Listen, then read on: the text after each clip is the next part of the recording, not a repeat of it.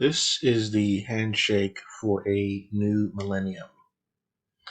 I've watched countless number of videos for this specific reveal, from Japanese to German to, of course, Americans, Roger Bays. I've seen everybody's reaction to the specific handshake.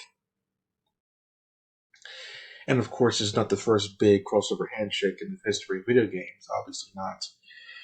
But it is a significant one because not only does it signal the end of a millennium for a specific fighting game franchise that we know for now, it probably means more going on in the future. This handshake means a lot to people that have grown up with Sora and Square Enix and things like that. The oldest character that Square Enix has in the game is, of course, Final Fantasy VII with Cloud and Sephiroth. Now, I can go into a whole thing on why they chose the older ones versus any of the new Final Fantasies to put in this game, but I think if you've heard anybody speak, it's Final Fantasy VII that's number one. So, the significance of this handshake is very important for the future of the Smash franchise. What's going to be happening next? Smash Universe? Smash Ultimate 2? Who knows what's going on in Nintendo's head? But I'm sure this character Sora will sell a lot of units that likely Disney's making 80, 90, or even 100% on the first month or so. So they're going to make a lot of money with this character. So I'm sure that's why Disney allowed the character to be in the game, even though Square Enix made the game. So this essentially is why this essentially is the same thing that goes on in video games. They've been doing this kind of stuff from way, way in the past, in the 90s. Let me take you back to this handshake. All right. Now, this handshake is, of course, Ryu shaking hands with Cyclops. Back in the 90s, when this handshake took place, DC wasn't doing anything in the arcade of note. You might find a Superman arcade game somewhere. You're definitely not going to find a Wonder Woman. Definitely not. She was recently put into pop culture. But comics in arcades or comics on consoles, yes. But comics getting a spotlight in the fighting game community in the arcade, that didn't happen. That never happened, really. The only game that I can think of note that people were going crazy for was the X-Men arcade game with Cyclops, of course, Juggernauts. It had Psylocke in there, Nightcrawler, Storm was in there. I'm not sure Rogue was in the game, but you get my point. It was a four-player, which is rare by itself, a four-player arcade game. It was a beat 'em up in the types of like Streets of Rage or the Simpsons arcade game. But a comic game getting a fighting game, that never, if ever, happened. Like I said, of note. So what happened here? Why this handshake is such a big deal, especially to those in the fighting game community at the time. Street Fighter, of course, is very popular. Street Fighter 2 came out and then had all its revisions. People still like Street Fighter. Super Street Fighter 2 Turbo, that kind of stuff there. Then, of course, this the Street Fighter Alpha version, aka the youngest version of Ryu in the game. So Street Fighter Alpha came out there. I'm not sure if this is between 1, 2, or 3. I'm not particularly sure. Probably after Alpha 2, Anyway, just a guess. So comics didn't really have a space for fighting games in the arcade. This handshake was a snowball effect from having nothing into having something big, if not bigger. This handshake could have likely led into the MCU that we know it. It's a snowball effect.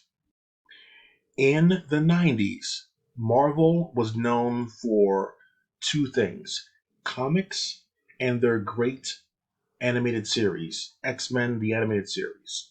It had a Hulk one and an Iron Man one, but mainly the X-Men.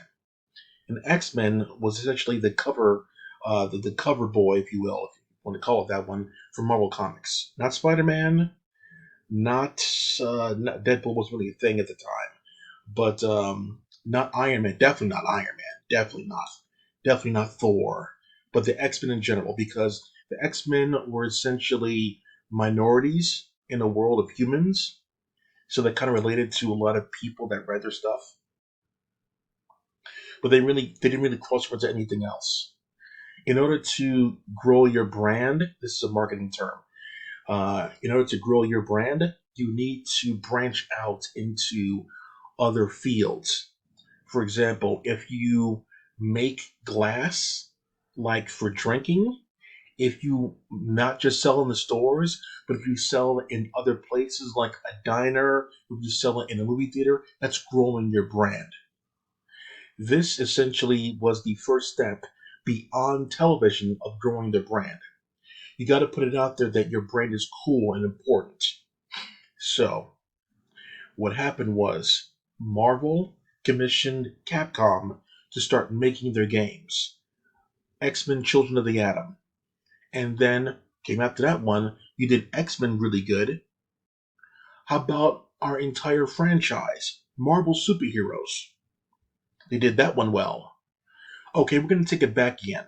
We're going to allow you to put your characters in the game with ours and make the same cool things with some cool new mechanics, tagging out there. We're going to call it X-Men versus Street Fighter.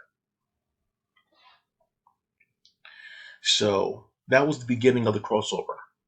The big handshake. That was the first game they ever did. And this handshake came out there. And trust me, if you saw this thing in the arcade, it blew your mind. The cool intro blew your mind. The cool beam attacks there. The Goodnight Sugar Storm doing their thing there. And then a boom handshake, That was a huge deal. You didn't have to wait 25 years to get Sora in the game to get a handshake in the game. It just took two games, and then Ryu's shaking hands with Cyclops, and versus history. So after this one, of course, they made X-Men. After this one, they made Marvel Superheroes versus Street Fighter. They trusted them. They did this one well, but the X-Men alone. So the next game, they got the entire Marvel catalog versus Street Fighter. And then Marvel vs. Capcom, the entirety of Marvel, the entirety of Capcom, then part two, and of course part three many years later, which is the newest, greatest one besides Infinite, if you want to count that one. So, so how does this relate to the MCU? I'll tell you right now. This game put the X-Men in the consciousness of a lot of people. Making this game really cool made people bring home the word of mouth. The X-Men was really cool, and and also it made Street Fighter really cool by comparison. So like they help each other out. X-Men vs. Street Fighter was cool, and then Marvel Street Fighter was cool. At the time, I believe the PS1 and the Sega Saturn were doing their thing at home consoles, and everybody wanted this game in their homes. They took the game home and then showed it off to people, and then that's how X-Men got popular, still more popular, and Street Fighter remained popular by taking their console at home so people could play it. Because not everybody can go to the arcade or whatever at the time. So with that one said there, okay, so it became popular, and then Marvel vs. Capcom 2 came out for the Dreamcast, and the next system, and that was popular as well, and then it kept growing and growing and growing. So with that being said, without the crossover event that is this game, the possibility of Marvel still being relevant kind of dies. Blade eventually in the late 90s or early 2000s, I think it was the late 90s. Without this game, no one would care to see anything X-Men or Marvel related. So it was very important. Now let's go back to the handshake that shook the world, Sora and Mario. Disney, of course, is known to. Oh, look at Sephiroth over there, just looking over there. I'm not going to get your ass.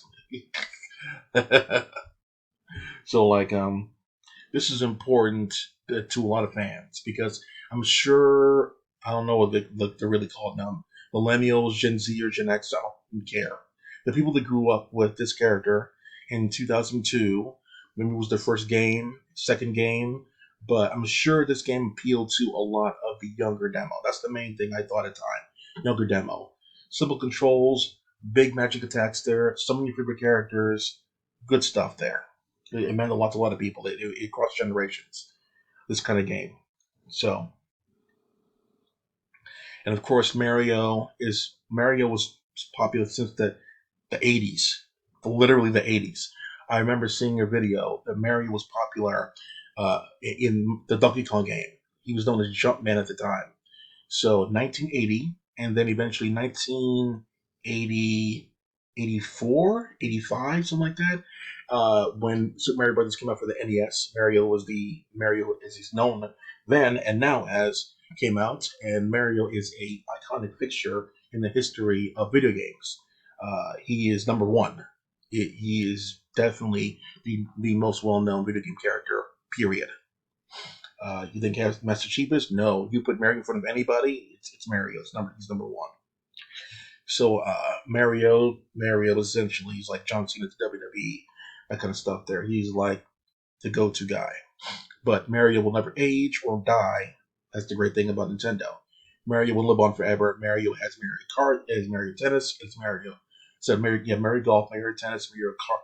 I think Mario Kart, Mario Golf, Mario Tennis, uh, Mario Strikers, Mario Hoops. Yeah, I remember that one. So many Mario games. Mario Party, of course. Mario is the figurehead of a lot of these franchises that people love and enjoy. And him inviting Sora also is very known for milking his own franchise as well, but not like Mario does. Link does essentially with the Zelda thing, but no one milks like Mario. They milk him a lot. So Sora, to my knowledge, has been about seven to eight games, but only three are important.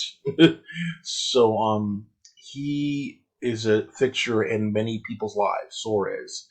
Sephiroth is not in a lot of games. Cloud's not in a lot of games, etc., etc. But Sora is the head of the Kingdom Hearts franchise, which means a lot to a lot of people, adults and youngsters alike.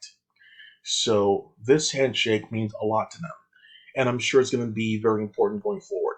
The reason why I mentioned this handshake was because it was a snowball effect.